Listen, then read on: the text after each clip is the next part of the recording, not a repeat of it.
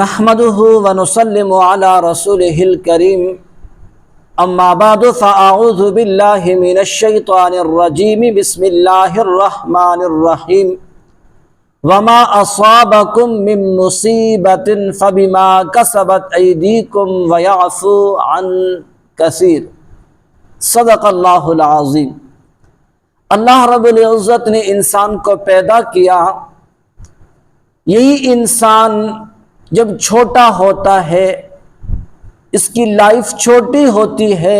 یہی انسان تھوڑا سا بڑا ہوتا ہے، جوان ہوتا ہے، بوڑھا ہوتا ہے، امیر ہوتا ہے، غریب ہوتا ہے،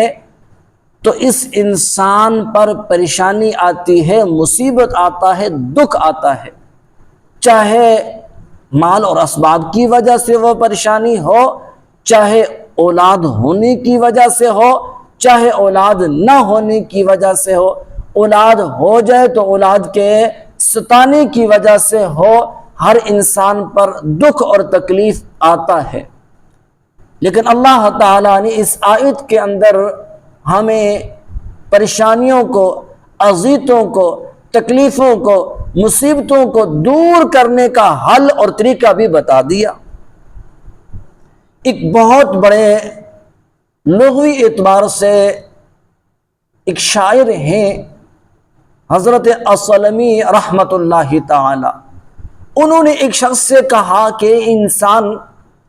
میرے پاس سیاہی لے کر آ، قلم لے کر آ، پن لے کر آ، میں آپ کو ایک نصیحت کرتا ہوں۔ وہ نصیحت یہ ہے، چاہے انسان امیر ہو کہ غریب ہو، جب اس کے اوپر دکھ آتا ہے، تکلیف آتی ہے، پریشانی آتی ہے، تو یہ پریشانی اس انسان کی اپنی ہاتھوں کی کمائی کا وبا اور ذریعہ ہے۔ جیسے کہ آیت کریمہ پڑھی نا، وَمَا أَصَابَكُم مِّن مُّصِيبَةٍ فَبِمَا كَسَبَتْ أَيْدِيكُمْ، اور جو تمہیں مصیبت پہنچتا ہے، دکھ پہنچتا ہے، وہ تمہارے ہاتھوں کی وبا اور کمائی کا ایک ذریعہ ہے۔ تو معلوم یہ ہوا کہ انسان معاشرے کے اندر اس طرح کے نہ تو منہ سے قول کرے،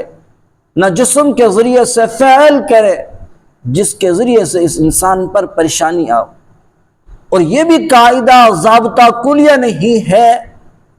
کہ پریشانی انسان کے گناہوں کی وجہ سے ہو، بسا اوقات پریشانی آتی ہے نیک فرد پر، نیک انسان پر، انسان کی آخرت کے درجات کی بلندی کے لیے۔ جیسے کہ اللہ کے نبی صلی اللہ علیہ وسلم سے پوچھا گیا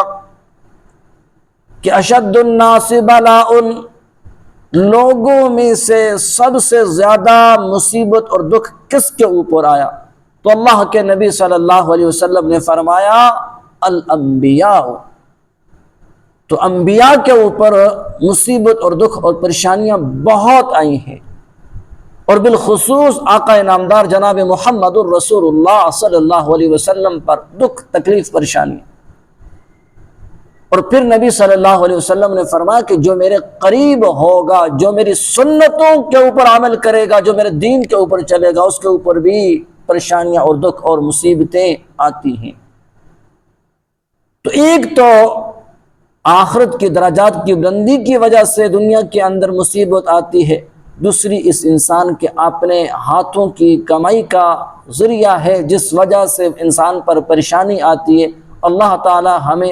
صحیح معنوں میں اللہ اور اس کے رسول صلی اللہ علیہ وسلم کی متبعین، اطاعت اور فرمانبرداری، ہر بات کو ماننے کی اللہ تعالیٰ توفیق عطا فرما دے۔ وآخر دعوانا ان الحمد للہ رب العالمین۔